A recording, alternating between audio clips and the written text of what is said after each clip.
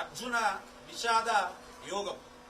మీకు ఉదాహరణ చెప్పాలి అంటే ధృతరాష్ట్రుడి మొదటి శ్లోకం ఏంద్రా అంటే ధర్మక్షేత్రే కురుక్షేత్రే సమవేతాయుత్సవ మామక పాండవశ్చైవ కిమకుర్వతి సంజయ. మరి ఈ శ్లోకాన్ని కురుక్షేత్రంలో అటు కౌరవ సైన్యం ఇటు పాండవుల సైన్యం ఏం చేస్తుంది అని ధృతరాష్ట్రుడు సంజయుణ్ణి అడుగుతాడు. మరియు ఈ తిరుమల తిరుపతి దేవస్థానం ధర్మ ప్రచార పరిషత్ 2023 ముద్రించినటువంటి మనందరికి భగవద్గీత అనే దాంట్లో అర్జున విషాద యోగం, భగవద్గీతలోని మొదటి అధ్యాయం పేరు అర్జున విషాద యోగం. మరి దీంట్లో ఒకటో ప్రధాన వీరులను గుర్తించడం, వారి గొప్పదనాన్ని విశ్లేషించడం. సేనల్లో 12వ శ్లోకం నుంచి 19వ శ్లోకం వరకు ఉన్న అర్థం ఏంటంటే రెండు సేనల్లో ఉన్నటువంటి మహావీరుల శంఖధ్వనులు. శంఖధ్వనులు అంటే శ్రీకృష్ణుడి శంఖం పేరు పాంచజన్యం. భగవద్గీత అంటే భగవంతుడు కృష్ణుడు నోట్లోంచి వచ్చిన మాట అది. ఇది 5000 సంవత్సరాల ముందు కురుక్షేత్రంలో భగవంతుడు అర్జునుడికి చెప్పిన భగవద్గీత. ఇది 45 నిమిషాలు. ఈ భగవద్గీత శ్లోకాలు రకరకాల ఎన్నో పుస్తకాలు రాస్తారు. వాటిలో శ్రీల ప్రభుపాల్ వారు రాసిన పుస్తకం భగవద్గీత యథాతథం. అంటే భగవంతుడు ఏం చెప్పినాడో దాన్ని క్లియర్గా భగవంతుడు చెప్పిన దాన్ని శ్రీల ప్రభుపాల్ వారు సులభతరంలో బాగా నీట్గా ఇచ్చినాడు. అది అందరికి అర్థమయ్యేట్టుగా ఇచ్చినాడు. ఇంకా కొద్దిగా అర్థమయ్యేట్టుగా చేయాలని చెప్పి మన తిరుమల తిరుపతి దేవస్థానం వాళ్ళు, హిందూ పరిషత్ వాళ్ళు సులభతరంలో ఈ భగవద్గీతని రచించి అందరికీ, సామాన్యులకు అందరికీ కూడా అర్థమయ్యేట్టుగా చేయాలనే ఉద్దేశంతో ప్రకటన చేసినారు. అది పుస్తక రూపంలో దాల్చిన 30 పేజీలే ఉన్నాయి.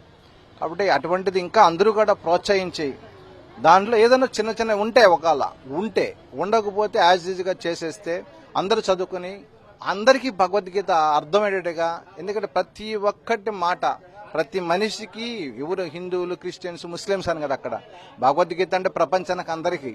కాబట్టి వాళ్ళ ప్రతి నిత్య జీవితంలో ఏదో ఒక సమస్య పరిష్కారం దాంతో ఉంది. అందుకని ఈ సింపుల్గా రచించిన, సాధారణంగా మానవులందరికీ రచించిన ఈ భగవద్గీతను అందరూ కూడా ప్రోత్సహించాలని, దీన్ని వేరే విధంగా అనుకోకుండా అందరూ కూడా చదవాలని కోరుకుంటూ సెలవు తీసుకుంటారు. భగవద్గీతను కూడా అవహేళన చేస్తూ మిడిమిడి జ్ఞానంతో కొందరు రాజకీయ నాయకులు ఈరోజు భగవద్గీతను కూడా తప్పుదారి పట్టించే విధంగా భగవద్గీతను అవమానపరుస్తూ తక్కువ స్థాయి మాటలు మాట్లాడడం జరుగుతూ ఉంది. భగవద్గీత అన్నది తిరుమల తిరుపతి దేవస్థానం వారు ప్రింట్ చేసినటువంటి భగవద్గీత. మానవులందరికీ భగవద్గీత అని ఇక్కడ ఇవ్వడం జరిగింది. ఇలా భగవద్గీత ఎంతో పెద్దది, దాన్ని ఇంత చిన్నగా ఎలా ఇచ్చారు అని చెప్పి కొందరు జనసేన పార్టీకి సంబంధించిన కిరణ్ రాయల్ అనే వ్యక్తి, టీటీడీ చైర్మన్ గా ఉన్నటువంటి బిఆర్ నాయుడు గారు దాంట్లో లోపల చూస్తే ఏమీ లేదు అన్నటువంటి మాటలు మాట్లాడారు. భగవద్గీత పెద్ద సైజులోనూ ఉంటుంది, పాకెట్ సైజులోనూ ఉంటుంది. అదేవిధంగా టీటీడీ వారు ప్రింట్ చేసినటువంటి భగవద్గీత ఇది. జనరల్ గా ప్రతి క్రైస్తవుడికి బైబుల్ చదవడం అలవాటు ఉంటుంది. బైబుల్ ప్రతి క్రైస్తవుడి దగ్గర ఉంటుంది. ప్రతి ముస్లిం దగ్గర అదే విధంగా ఖురాన్ కూడా ఉంటుంది. కానీ ప్రతి హిందువు దగ్గర భగవద్గీత ఉంటుందా? ఎప్పుడైతే ఇతర మతాలు ప్రభావాలకు లోనయ్యి హిందువులు మత మార్పిళ్లకు పాల్పడుతున్నారో వారికి తమ మతం యొక్క గొప్పతనం తెలియాలన్నటువంటి ఉద్దేశంతో భారతీయ ఇతిహాసమైనటువంటి మహాభారతంలో ఒక ఘట్టానికి సంబంధించి 700 శ్లోకాలతో కూడినటువంటి భగవద్గీతని సంక్షిప్త రూపంలో, శ్లోకాల రూపంలో కాకుండా, సంస్కృత పదాలతో కాకుండా తెలుగు భాషలో అందరికీ అర్థమయ్యేలాగా నాటి టీటీడీ చైర్మన్ ఈ యొక్క భగవద్గీతని ప్రింట్ చేయించడం జరిగింది. ఇది ప్రింట్ చేసింది ఎవరో కాదు, హిందూ ధర్మ ప్రచార పరిషత్ తిరుమల తిరుపతి దేవస్థానం వారు. ఇది టీటీడీ ప్రెస్ లోనే ప్రింట్ అయింది. కానీ కిరణ్ రాయల్ అంటాడు దీనికి 50 కోట్ల రూపాయలు ఖర్చు అయిపోయింది, దీనిలో ఎక్కువ అవినీతి చేశారు అని చెప్పి మాట్లాడటం జరుగుతోంది. టీటీడీ ప్రెస్సే కదా ప్రింట్ చేసింది.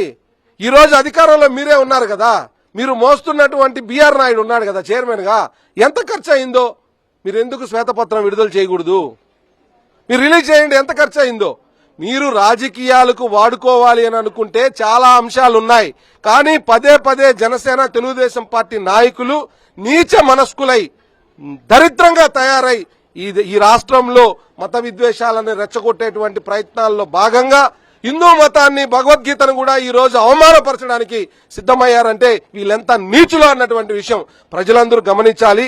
నిజంగా ఈ గీతలో ఉన్న సారాంశం బిఆర్ నాయుడు గాని, కిరణ్ రాయల్ గాని చదివితే వాళ్ళకి నిజంగా కనువిప్పు కలుగుతుంది. వారు చేసిన తప్పేందో కూడా వాళ్ళకి అర్థమవుతుంది అన్నటువంటి విషయాన్ని నేను చెప్పదలుచుకున్నాను. ఈ రోజు రాష్ట్రంలో పరిస్థితి ఏ రకంగా ఉందంటే, కనీసం రైతులకు గాని, మహిళలకు గాని, యువతకు గాని, రాష్ట్రంలో ఉన్నటువంటి అన్ని వర్గాల ప్రజలకు కూటమి ప్రభుత్వం అధికారంలోకి వస్తే చేస్తామన్నటువంటి హామీల అమలుపై చిత్తశుద్ధిని చూపకపోగా ఆఖరికి నీచాతి నీచంగా తమ యొక్క స్వార్థ రాజకీయ ప్రయోజనాల కోసం ఈరోజు భగవంతుడిని రాజకీయాల్లోకి లాగుతున్నారు. శ్రీవారి ప్రసాదాన్ని రాజకీయాల్లోకి లాగుతున్నారు.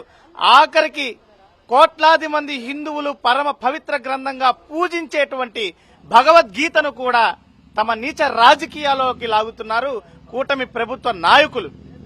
మరి భగవద్గీత మీద అవినీతి ఆరోపణలు చేస్తున్నారు. అసలు ఈ యొక్క భగవద్గీత ముద్రించిందే తిరుమల తిరుపతి దేవస్థానానికి సంబంధించినటువంటి ప్రెస్. ఎక్కడ కూడా ప్రైవేటు వ్యక్తులకి ఆస్కారం లేకుండా టీటీడీ ఆధ్వర్యంలో హిందూ ధర్మ ప్రచార పరిషత్ తిరుమల తిరుపతి దేవస్థానం వారి ఆధ్వర్యంలో కోటి భగవద్గీతలను ఏదైతే చిన్న పిల్లల స్థాయి నుంచి పెద్దవారి వరకు అందరికీ కూడా సంస్కృత భాషలో ఉన్నటువంటి శ్లోకాలు ప్రస్తుతం ఉన్నటువంటి యువతరానికి గాని, చిన్న పిల్లలకి గాని అర్థం అవ్వడానికి కఠినమైనటువంటి పరిస్థితి.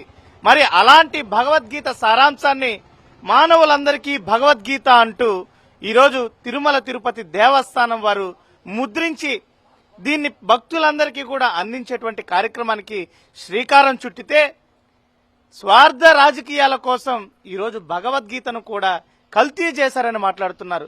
కనీసం ఇందులో ఒక్క శ్లోకాన్ని చదవడానికి కూడా రానటువంటి వ్యక్తులు, కనీసం దీని యొక్క తాత్పర్యం అర్థం చేసుకోలేనటువంటి వ్యక్తులు, అసలు భగవద్గీతను ఉచ్చరించడానికి కూడా అర్హత లేనటువంటి నీచాతి నీచులు ఈరోజు భగవద్గీత మీద నుంచి మాట్లాడుతున్నారు.